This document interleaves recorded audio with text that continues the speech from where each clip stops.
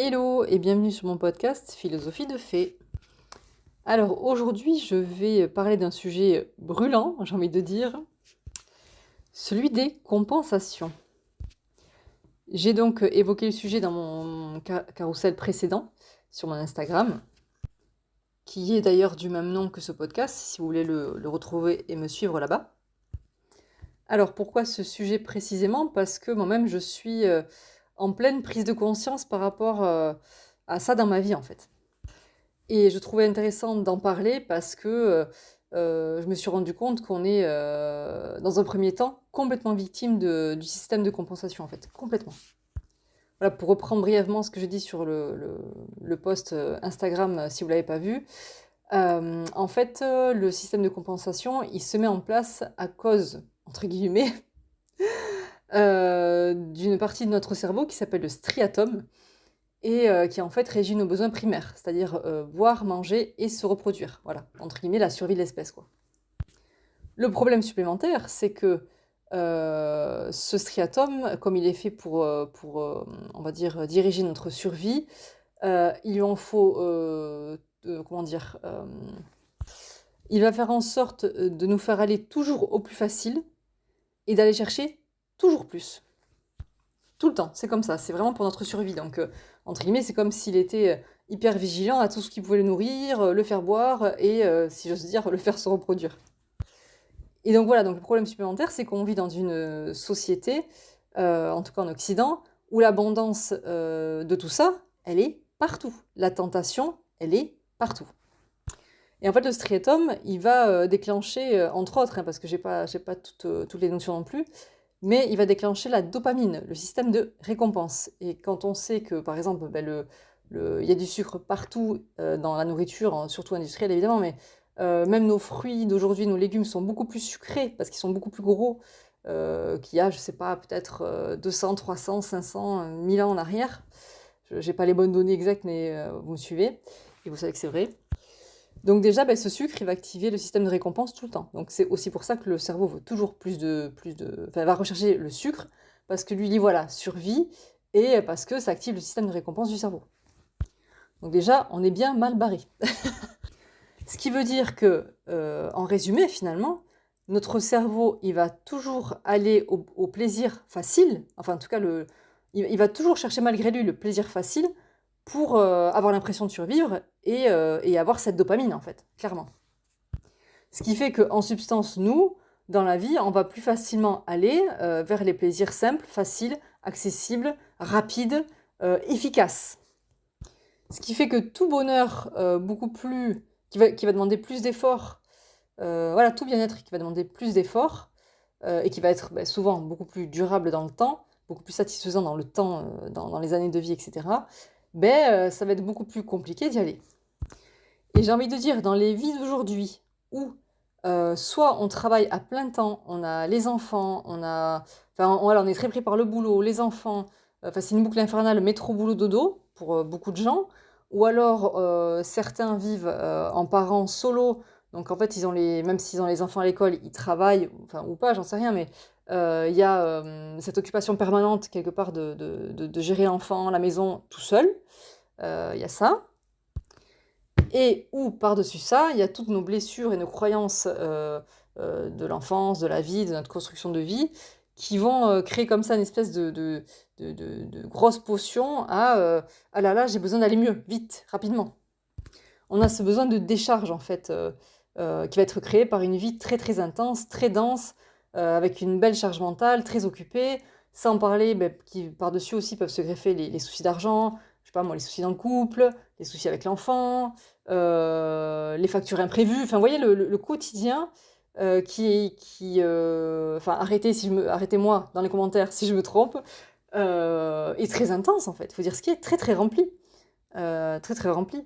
Et même si c'est pas tout ça, même imaginons vous travaillez pas, rien que le fait de scroller nous fait prendre un nombre incalculable de décisions sans qu'on le voit, et le fait de prendre beaucoup beaucoup plus de décisions que nécessaire quelque part, hein, sans les écrans on prendrait bien moins de décisions, et entre guillemets sans le travail aussi, mais je pense que vous comprenez ce que je veux dire.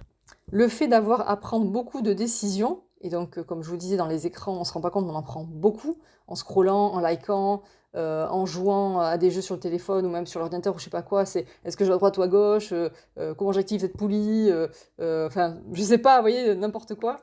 Ça stresse beaucoup aussi l'organisme et le cerveau. Ça nous rend très irritable. Et pareil, ben, résultat, quoi, on veut une décharge. Voilà. Et la décharge, ben, ça va être des fois la compulsion à scroller plus, par exemple, parce qu'on sait qu'il y a la dopamine hein, qui travaille derrière tout ça. Ou ben, comme j'ai pu l'évoquer dans le carrousel, ben, il peut y avoir ben, les petites douceurs, hein, voilà, une petite sucrerie, une belle pâtisserie, le chocolat, aller faire la fête, être sans arrêt en dehors de chez soi pour aller voir les copains, les copines, les bons repas bien gras, bien gourmands, enfin tout un tas de choses, les évasions, ben, je sais pas, les séries télé, même partir en vacances, des fois c'est une évasion comment dire, illusoire quelque part. Et je parle pas, si, je vais en parler, des substances récréatives, sans les nommer, et même la spiritualité peut être une forme d'évasion, une forme de déconnexion pour éviter de regarder ce qu'il y a, par exemple, à l'intérieur de nous, ou ce qui se passe dans notre vie, qu'on ne veut pas voir, par exemple. Les relations intimes aussi frivoles peuvent être une forme d'évasion, de fuite. Le travail, pour les addicts au travail. Vous voyez, donc en fait, voilà, en fait, les moyens de décharge rapide, de plaisir rapide sont partout. Donc, c'est là, mais évidemment, tout se complique. Et je pense qu'on est à peu près, enfin, je sais pas, on doit être, je sais pas, hein, je sais pas, au moins 85% à être victime de ça sans s'en rendre compte. Et parce que, en fait, ben, en tout cas, moi, de mon expérience, là, actuellement, je me rends compte que c'est complètement mon cas. Et en fait, donc, pareil, comme je l'évoquais dans le post, en fait, moi, ma décharge première, même s'il y a beaucoup l'imaginaire, ça a été longtemps l'imaginaire, le sucre a été, enfin, est là depuis toujours dans ma vie. Et c'est pour moi, je suis gourmande, j'adore ça. Combien de fois je me suis gavée du pot de pâte à tartiner, de pâte de fruits parce que j'adore ça. Oh, une belle pâtisserie, ah, ça fera rien. Et le dessert à tous les repas, voilà. Et parfois le goûter. Et en fait, ces dernières années, j'ai pris un job alimentaire qui me plaisait pas, mais j'avais pas le choix. Et je me suis rendu compte au bout d'un an que, en fait, je compensais beaucoup par la nourriture quand j'y allais.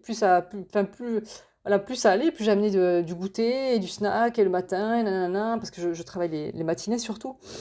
Et en fait, ça devenait, enfin, si je l'oubliais, enfin, j'étais irritée, et je voyais que c'était, enfin, je commençais à voir que finalement, ça me permettait de mettre un petit peu de joie dans mon travail, quoi. Parce que voilà. Et en même temps, je me suis rendu compte que, bah, dis donc, si je peux pas m'octroyer ce plaisir, quelle tristesse. Voilà ce que je me disais, quoi. Et je me suis dit, waouh, il y a un problème. Alors oui, la solution, ce serait de changer de travail. Dans mon cas, c'est pas aussi simple. J'œuvre pour, mais mon contexte de vie de maman solo la semaine fait que, voilà, travailler enfin, jusqu'à fin de journée, les week-ends et les jours fériés, je peux pas. Donc ça, c'est comme ça. Mais j'ai pas ça pour me plaindre, je blande juste le décor parce que je vous vois arriver avec vos grands sabots de solutionneur. Voilà, c'est pas du tout ce que je fais avec ce podcast-là aujourd'hui, ce que je recherche. Non, et donc bah, pour l'instant, le boulot, voilà, je cherche, mais il n'y a pas. Donc le problème est toujours là. Ce problème de j'aime pas ce que je fais, comment je compense, etc. Et c'est plutôt. En fait, l'idée, c'est. Voilà. En fait, l'idée, avec le sujet de ce podcast, au final, le cœur du sujet, c'est. L'idée, ce serait d'arrêter de compenser. Donc, de faire ce travail de conscience, d'observer que l'on compense. Qu'est-ce qu'on compense derrière aussi? Parce que là, je parle de mon travail, mais il y a d'autres choses. Qu'est-ce qui fait que finalement, je vais vers le sucre? C'est parce que. Je me rends compte qu'à chaque fois dans ma vie, quand j'ai eu des moments de stress et d'anxiété, ce qui est très régulier, dans mon cas, en bonne vierge, voilà, c'est assez cliché, mais c'est vrai. Ben, je suis allée vers le sucre parce que le sucre, c'est pas comme, je dirais, c'est pas comme une substance récréative où l'effet est intense et immédiat. C'est plus subtil, mais c'est là. On se dit, ah, quel plaisir, des papilles, des sens, de tout en fait, des saveurs, des textures. Enfin, moi, j'adore la nourriture, vraiment, au-delà de ça ravit vraiment mes cinq sens. Je suis très cinq sens, donc voilà. Et, donc voilà, en gros, pour faire très court, manque de plaisir dans ma vie égale et si je me faisais plaisir avec la nourriture, quoi. c'est un circuit, c'est une autoroute, 3 voies, voilà, on roule à 130, 150, c'est parti, quoi. On réfléchit même pas, quoi. C'est automatique, en fait. Sauf que, ben, en fait, je vois que cet automatisme à la compensation, qui n'est pas qu'à travers le sucre, ben, elle se fait pour plein de sujets, quoi, finalement. Sujet, j'ai pas forcément envie de tout détailler ici, en tout cas là, pas tout de suite spontanément. Et en fait, finalement, comment j'ai fait quelque part pour oser regarder tout ça en face, parce que c'est quand même, je trouve assez difficile de le voir en fait en pleine figure, de se rendre compte, ah mais en fait je suis complètement, en fait je suis pas en train de créer ma vie, je suis en train de fabriquer de la compensation, mais tout le temps. C'est-à-dire que je suis à côté de mes pompes quelque part, la plupart, enfin pas la plupart du temps, la moitié du temps on va dire, la moitié du temps, parce que je fais quand même un travail de conscience, enfin, j'adore travailler sur moi, regarder ce que je ressens, ce que je pense, pourquoi, comment, enfin voilà, je regarde beaucoup l'intérieur de moi, donc de ça j'ai pas peur. Enfin, je suis comme tout le monde et j'ai plein de schémas comme ça encore silencieux, des croyances et des blessures qui sont pas guéries, évidemment, comme je l'ai certainement déjà dit, c'est le travail d'une vie. Donc, non, en fait, ce qui m'a obligée à regarder, c'est que j'ai des soucis digestifs très importants et qui, quelque part, m'handicapent un peu, quoi, parce que le ventre, c'est un peu le milieu du corps. Et quand vous êtes mal à cet endroit-là, il n'y a pas grand-chose que vous pouvez vraiment faire finalement, parce que ça prend l'espace dans votre cerveau. Et c'est presque même une boucle. Parce que ouais, donc pour réfléchir, enfin, pour faire des choses au-delà de. Enfin, quand vous êtes en plein problème de digestion, c'est un peu compliqué, je trouve, d'être dans la réflexion, puisque ces deux parties-là du corps sont interconnectées, on va dire. Même physiquement, enfin voilà, si je voulais par exemple aller courir un marathon, bon, ce qui n'est pas mon cas, mais c'est handicapant aussi, quoi, parce que j'ai mal et que ça peut durer plusieurs heures, et voilà. Et puis, alors j'ai cherché des solutions dans tous les sens parce que ce problème-là, ça fait, de digestion, ça fait à peu près, ah ouais, ça doit faire pas loin de 2 ans que je l'ai maintenant. Mais ça s'est vachement accentué ces derniers mois, en fait, vraiment, vraiment.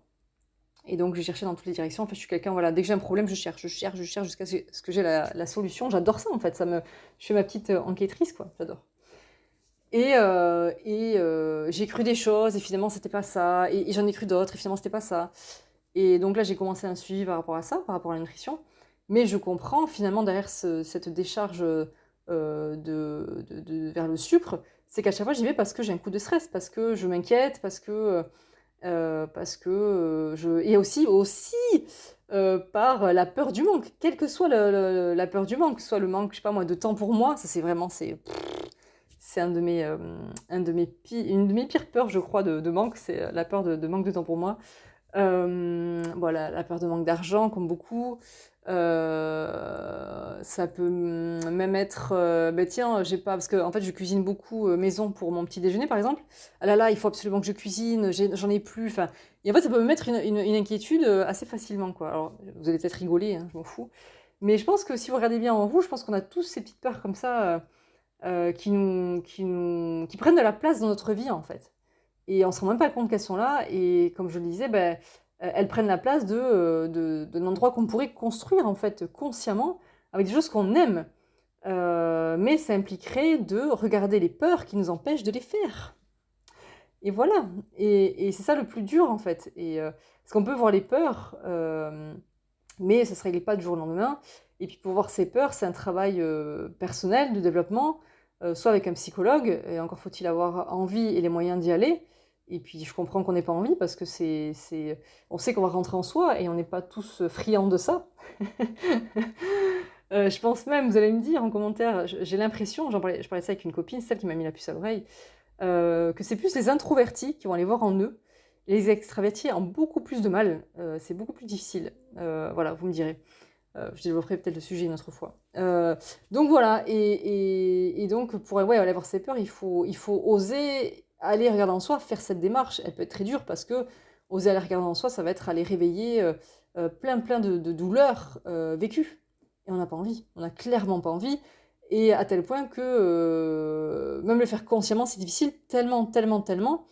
Ce fameux ego qui est finalement là pour nous protéger là aussi, un peu comme le striatum, va nous empêcher d'aller voir, parce qu'il a peur. Il a peur, l'ego, il a peur de la mort, il a peur de la séparation, il a peur de la faim, il a peur de l'inconnu. Donc on va pas y aller, on va pas y aller. Donc voilà, c'est un peu ma problématique du moment. Et en fait, j'étais contente de comprendre que ça vient quelque part avant tout d'une partie de nous qui est difficilement contrôlable, donc ça permet aussi de se dire, enfin, de s'apaiser et de déculpabiliser un petit peu, voire beaucoup. Là où on pourrait beaucoup se flageller, de se voir essayer mais pas réussir, de se voir rechuter, etc. Et d'éviter de se flageller outre mesure, quoi. Voilà, donc ça c'est cool. Et de voir que finalement il y a l'autre partie où on peut agir parce que certes ça va être des efforts à faire, mais c'est possible. Donc, et je pense que c'est possible quand même en se faisant accompagner. Après, moi de mon côté, en attendant de me faire accompagner sur ce sujet-là, vu que je suis, comment dire, adepte des tirages de cartes pour le développement de soi et non pour. Enfin, je l'ai fait, mais je trouve qu'aller regarder l'avenir avec les cartes, c'est pas suffisant et ça n'aide qu'un temps. Et non, ce qui va être vachement aidant par contre, c'est d'aller creuser avec les cartes en soi, encore une fois. D'aller comprendre, ben, tiens, par exemple, d'où vient ce problème de ventre, dans mon cas, qu'est-ce que je peux faire pour, qu'est-ce qui bloque, blablabla. Et c'est une chose que j'ai faite. J'ai fait ça et mon compagnon, il m'a tiré des cartes, lui, de ses jeux, et j'ai tiré des cartes des miens, et c'était hyper parlant. Et en fait, il apparaîtrait dans mon cas, au-delà de ce que moi j'ai compris, que mes problèmes de ventre viendraient de beaucoup de culpabilité et de beaucoup de choses refoulées. Vous allez me dire, évidemment, oui, mais encore faut-il oser le voir en face, en fait. Et c'est là où je trouve les cartes, c'est vraiment magique. Ça permet de faire ressortir des choses de notre inconscient qu'on pensait déjà voilà, très, très silencieusement, et ça permet de les mettre en lumière, en fait, de nous montrer des parts de nous qui ont besoin d'être entendues, en fait, complètement. Et ça, moi, je trouve ça vraiment magique, quoi. Donc, je suis en train de réfléchir là à remettre les tirages de cartes en ce sens dans ma démarche, dans ce que je pourrais proposer en fait à travers philosophie de fait et plus. Je suis en train de réfléchir à un développement de là, sachant que voilà, il n'y avait pas que les cartes hein, pour se développer et dans ma pratique, bien, comment dire, loin s'en faut, j'allais dire, n'importe quoi, sacrée expression. Mais pour le coup, ouais, c'est un raccourci dans un premier temps pour mettre des mots sur des questions qu'on se pose. Et après, bien sûr, on peut aller voir nos thèmes de naissance à travers le design humain, l'astrologie. Et c'est pareil, c'est des choses que je suis en train de commencer à écrire et que je vais proposer d'ici quelques mois, je pense. Voilà. Mais ouais, je voulais vraiment faire passer le message de les compensations nous empêchent de créer véritablement notre vie. Parce qu'en fait, elles prennent plein d'espace. Plein d'espace, tout le temps, tout le temps, tout le temps. Tout le temps, voilà, on a une grosse journée de boulot, tiens, on va aller se boire un verre. Alors bien sûr, ça détend. Le problème, c'est quand ça devient un automatisme, un besoin, et que on met ça en place à la place d'autre chose. Par exemple, je sais pas, moi. Alors bien sûr, enfin, la détente, c'est important, attention, hein, je vais revenir juste après. Mais ouais, on pourrait, je sais pas moi, à la place d'aller boire ce verre, on pourrait rentrer chez soi, ou même aller voir un ami sans boire. Mais ouais, rentrer chez soi, je sais pas, faire une méditation, alimenter ses passions en fait, à côté, pour ceux qui ont des passions, ou même des loisirs. Enfin, finalement, c'est ça en fait que je veux dire. Je sais pas si vous me suivez.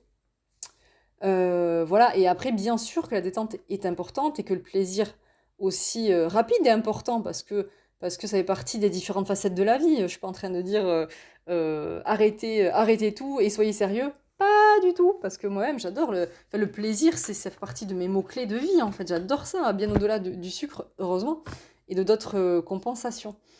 Donc ouais, je voulais vraiment faire passer ce message-là pour peut-être vous inviter vous à réfléchir enfin, sur vous et ce que vous pourriez créer en fait si, comme moi, vous êtes bloqué avec ces schémas de compensation parce qu'il y a des choses que vous n'avez pas à réaliser pour l'instant dans votre vie. Parce qu'il y a plein de choses voilà, on a l'impression qu'ils dureront toute notre vie, certains problèmes. Et du coup, on compense, on compense, on compense. Mais pendant ce temps, on oublie de créer ce qui pourrait être juste après les problèmes, quoi, parce que les problèmes sont éphémères. Donc voilà. Je crois que j'ai fait le tour de ce que je voulais dire dans les grandes lignes. Certainement un sujet que je vais creuser parce que je pense qu'il y a des pistes à aller chercher cette histoire de striatum, comment il peut être court-circuité. Et je vous invite à faire vos propres recherches sur le sujet, ou même si vous voulez en savoir plus, je sais que je vais les faire moi aussi, parce que ce striatum, comment j'ai découvert ça? Tout d'abord dans le livre de Frédéric Lenoir qui s'appelle Le désir, Et pareil, le désir, chez moi, c'est quelque chose de très présent en termes d'objectifs, d'évolution, etc. Et justement, il dit enfin, il explique que le striatum régit le désir, parce qu'il régit la survie, donc il régit l'idée d'aller partir en quête de nos besoins, en fait, tout simplement. Sauf que, comme je vous disais, après, ça s'est déformé. Donc il y a lui qui en a parlé, et où est-ce que j'ai vu ça récemment? Je sais plus. Je sais plus. En tout cas, voilà, ça se trouve, le sujet se trouve facilement sur Internet. Et je pense que ça permet de mieux se comprendre et, euh, et de court-circuiter ce système un peu pervers, j'ai envie de dire, de la compensation et de toutes ces tentations qui sont autour de nous et qui nous invitent à plus faire d'efforts pour aller mieux, en fait. Parce que tout, comment dire, les décharges de plaisir de détente peuvent être faites à longueur de temps, si on veut, en fait. Avec les écrans, la nourriture pas chère, boire de l'alcool, enfin, tout ce qu'on peut imaginer, en fait. Et on passe à côté de notre vie, donc c'est quand même dommage. Voilà ce que je voulais dire. Et ben, je vous invite à réagir en commentaire grandement, ou même en DM si vous voulez, parce que c'est un sujet vraiment qui me passionne, mais complètement en fait, en vrai. Et voilà, donc j'espère. Mais en fait, après, moi, évidemment, je vais continuer mon chemin là-dessus, sur débloquer mes propres compensations. Et petit à petit, je vous ferai des updates pour vous parler de ce que j'ai découvert aussi, de comment j'avançais sur moi. En attendant, comme je vous ai dit, voilà, je vais voir une nutritionniste pour mon ventre. Je vais aller voir une thérapeute pour l'émotionnel et pour les peurs, en fait. Et petit à petit, je vais débunker mes peurs aussi avec les cartes, avec le design humain. Je vais aller creuser dans mes thèmes, quoi. Voilà, donc dans un premier temps, je pense que, comme je dis, c'est un travail de conscience. C'est les pistes dont je vous parle pour moi, peut-être qu'elles vous parleront à vous. Et c'est se faire accompagner sur tout ça, en fait, sur les peurs ou les croyances que cachent ces compensations, en fait. Voilà, voilà, voilà. Allez, je m'arrête là, ça y est. Et ben du coup, rendez-vous au prochain épisode.